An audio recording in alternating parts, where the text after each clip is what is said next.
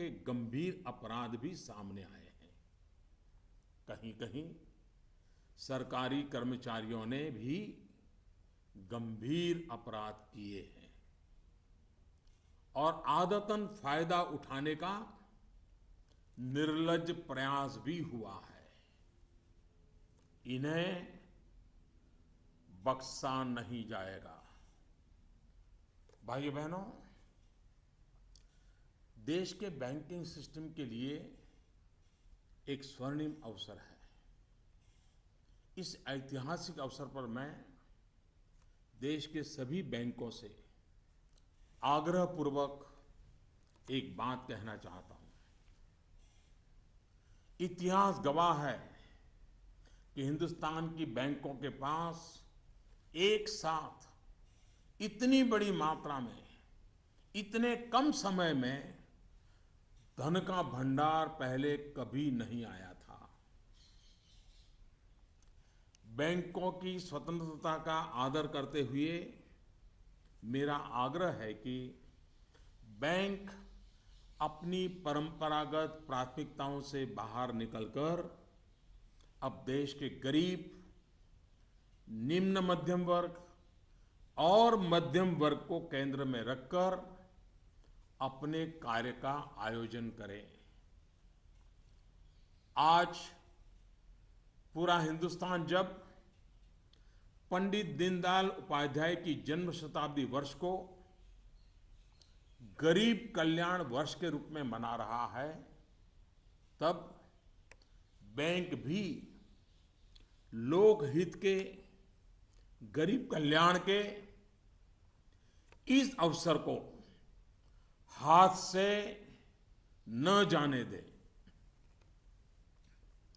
हो सके उतना जल्दी लोकहित में उचित निर्णय करें और उचित कदम उठाएं।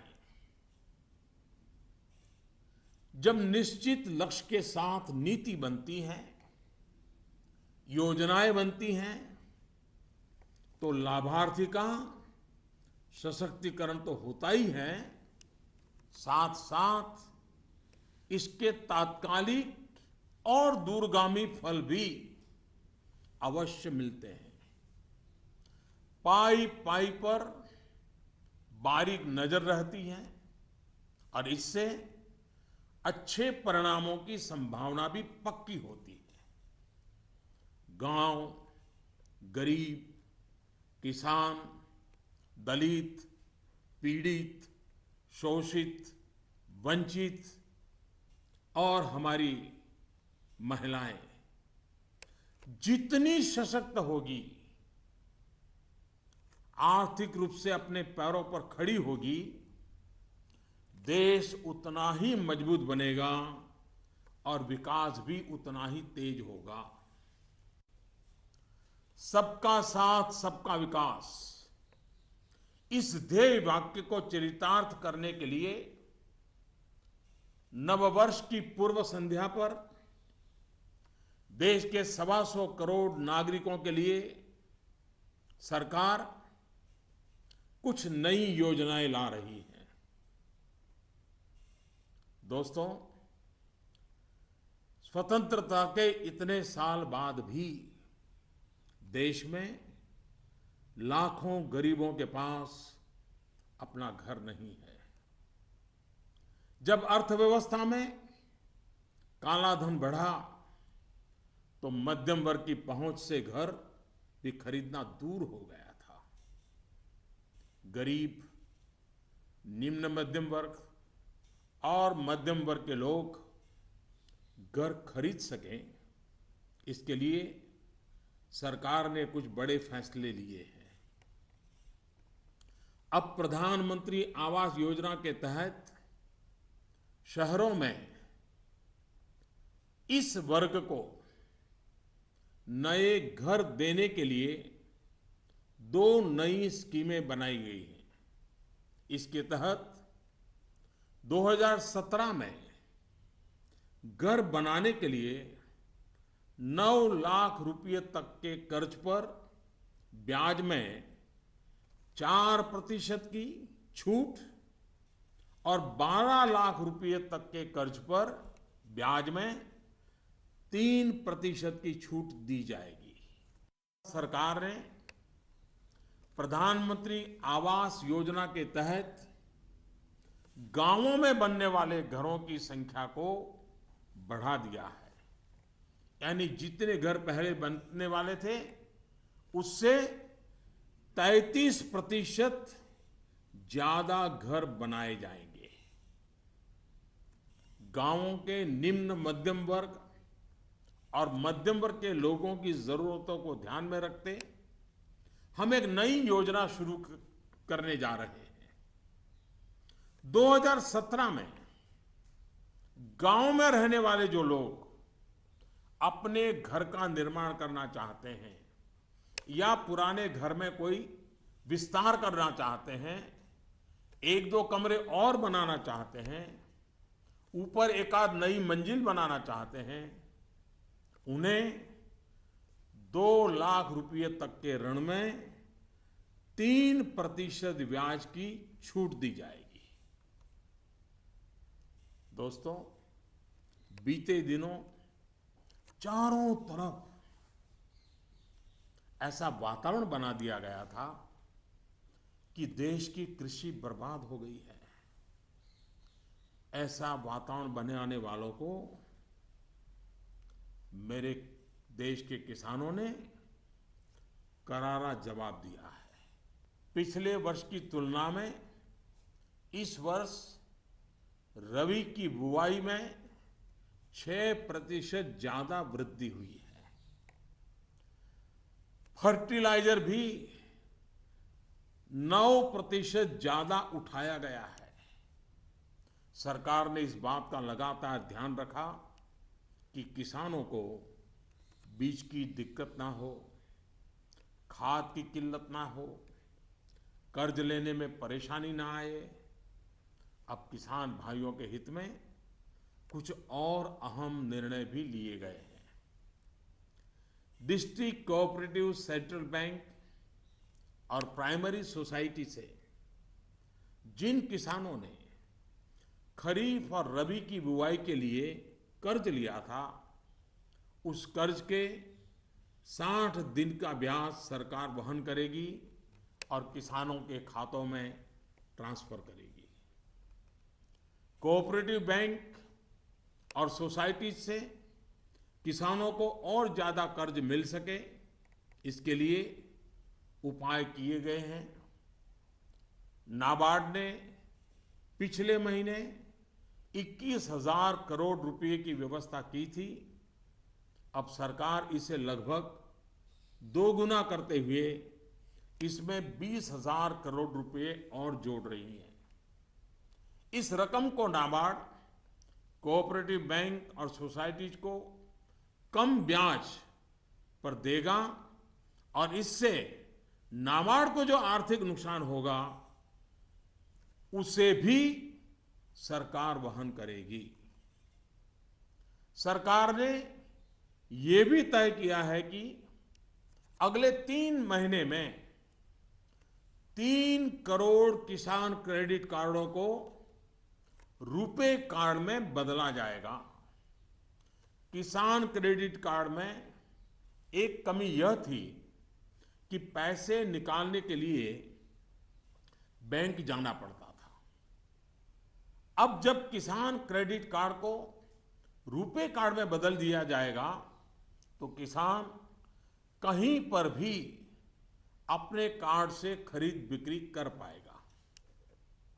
भाइयों और बहनों, जिस प्रकार देश की अर्थव्यवस्था में कृषि का महत्व है, उसी प्रकार विकास और रोजगार के लिए लघु और मध्यम उद्योग, जिसे एमएसएमई भी कहते हैं,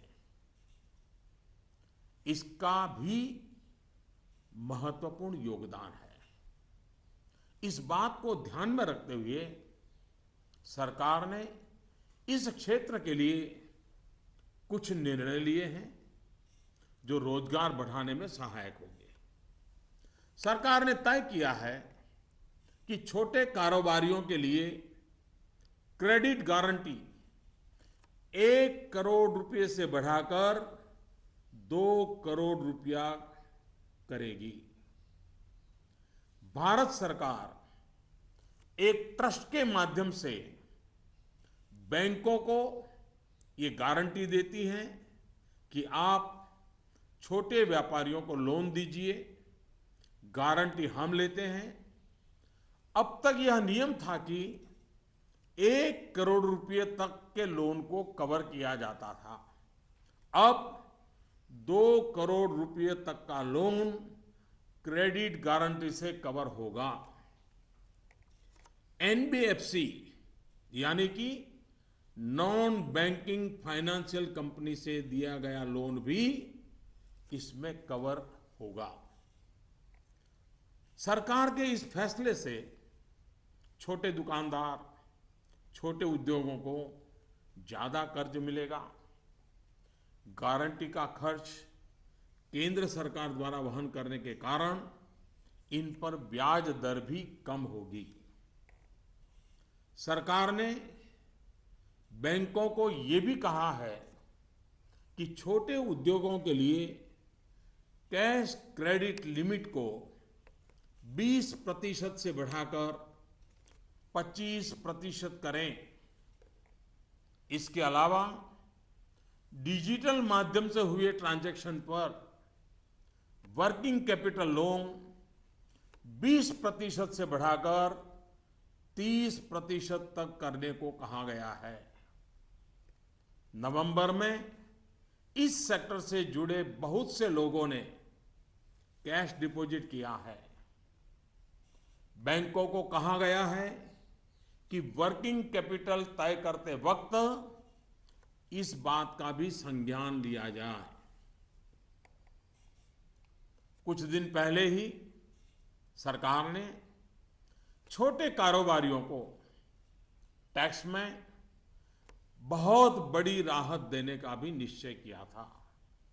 जो कारोबारी साल में 2 करोड़ रुपए तक का व्यापार करते हैं, उनके टैक्स की गणना 8% आय को मानकर की जाती थी।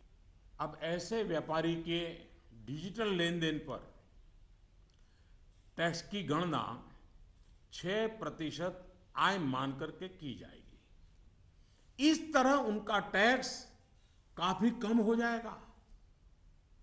दोस्तों, मुद्रा योजना की सफलता निश्चित तौर पर बहुत ही उत्साहवर्धक रही है। पिछले साल करीब करीब 3.5 करोड़ लोगों ने इसका फायदा उठाया है। दलित, आदिवासी, पिछड़ों एवं महिलाओं को प्राथमिकता देते हुए सरकार का इसे अब डबल करने का इरादा है। मैं माताओं बहनों से भी एक बात करना चाहता हूं। गर्भवती महिलाओं के लिए भी एक देशव्यापी योजना की शुरुआत की जा रही है। अब देश के सभी 650 से ज्यादा जिलों में सरकार गर्भवती महिलाओं को अस्पताल में पंजीकरण और डिलीवरी, टीकाकरण और पौष्टिक आहार के लिए 6,000 रुपये की आर्थिक मदद करेगी। ये राशि गर्भवती महिलाओं के अकाउंट में ट्रांसफर की जाएगी, सीधी उनके खाते में जमा कर दी जाएगी। देश में माता मृत्यु दर को कम करने में इस योजना से बड़ी सहायता मिलेगी।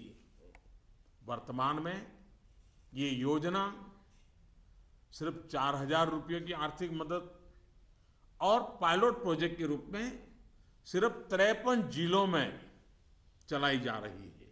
भारत में सीनियर सिटीजन्स, वरिष्ठ नागरिकों की संख्या भी बहुत है। सरकार ने सीनियर सिटीजन्स का भी विशेष ध्यान रखा है। सरकार वरिष्ठ नागरिकों के लिए भी एक स्कीम शुरू करने जा रही है।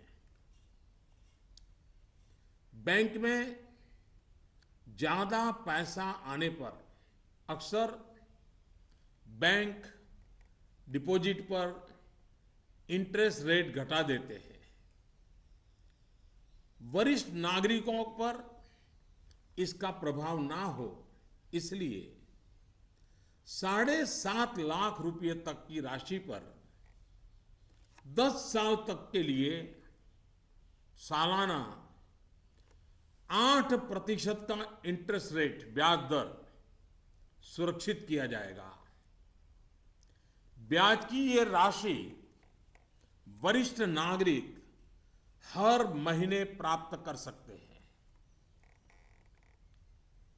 भ्रष्टाचार, कालाधन की जब भी चर्चा होती है तो राजनेता, राजनीतिक दल, चुनाव का खर्च, ये सारी बातें चर्चा के केंद्र में रहती है। अब वक्त आ चुका है कि सभी राजनेता और सभी राजनीतिक दल देश के ईमानदार नागरिकों की भावनाओं का आदर करें, जनता के आक्रोश को समझें। ये बात सही है कि राजनीतिक दलों ने समय समय पर व्यवस्था में सुधार के लिए सार्थक प्रयास भी किए हैं। सभी दलों ने मिलकर के स्वेच्छा से अपने ऊपर बंधनों को स्वीकार किया है। आज आवश्यकता है कि सभी राजनेता और सभी राजनीतिक दल होलियर देन दाऊ इससे अलग हट करके, मिल बैठ करके पारदर्शिता को प्राथमिकता देते हुए भ्रष्टाचार और काले धन से राजनीतिक दलों को मुक्त कराने की दिशा में सही कदम उठाएं। हमारे देश में सामान्य नागरिक से लेकर के राष्ट्रपति जी तक सभी ने लोकसभा, विधानसभा का चुनाव साथ साथ कराए जाने के बारे में कभी न कभी कहा है।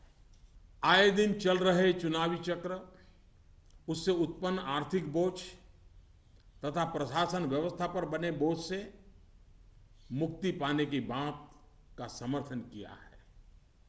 अब समय आ गया है कि इस पर बहस हो, सार्थक बहस हो और रास्ता खोजा जाए। हमारे देश में हर सकारात्मक परिवर्तन के लिए हमेशा स्थान रहा है। अब डिजिटल लेन देन, ऑनलाइन पेमेंट या ई पेमेंट को लेकर के समाज में काफी सकारात्मक परिवर्तन देखा जा रहा है। ज्यादा से ज्यादा लोग इससे जुड़ रहे हैं।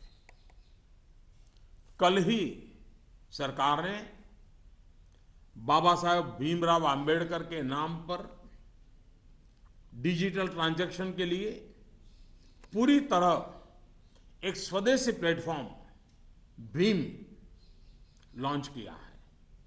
भीम यानी भारत इंटरफेस फॉर मनी। मैं देश के युवाओं से, व्यापारी वर्ग से, किसानों से आग्रह करता हूं कि भीम से ज्यादा जुड़े।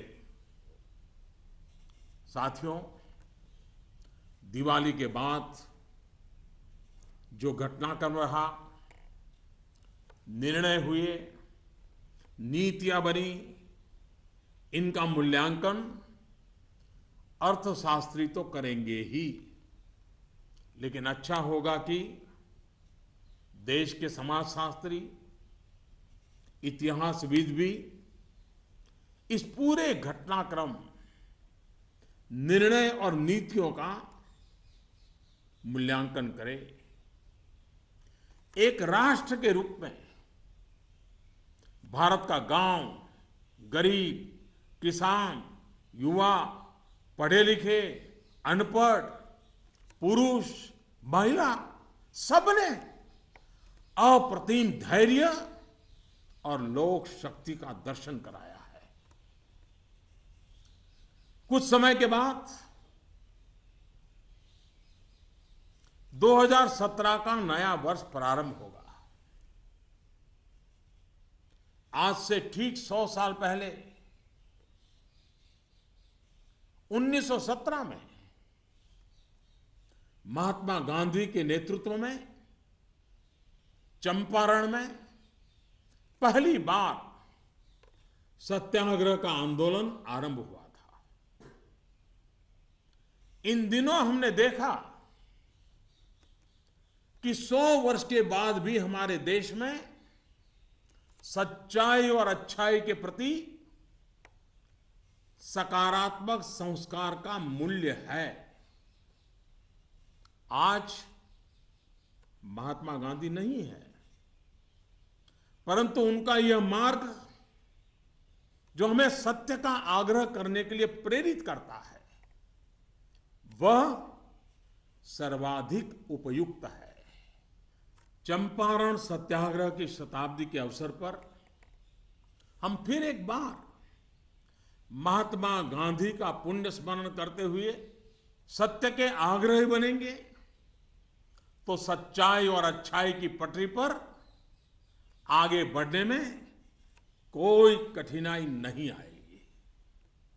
भ्रष्टाचार और काले धन के खिलाफ इस लड़ाई को हमें रुकने नहीं देना है। सत्य का आग्रह संपूर्ण सफलता की गारंटी है। 125 करोड़ का देश हो, 65% जनसंख्या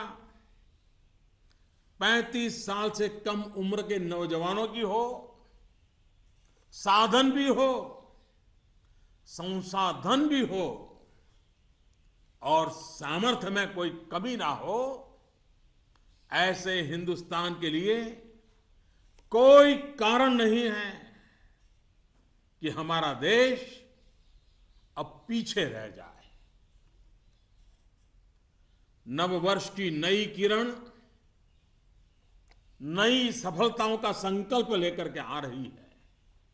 आइए हम सब मिलकर चल पड़े, बाधाओं को पार करते चले, एक नए उज्जवल भविष्य का निर्माण करें। बहुत बहुत धन्यवाद। जय हिंद।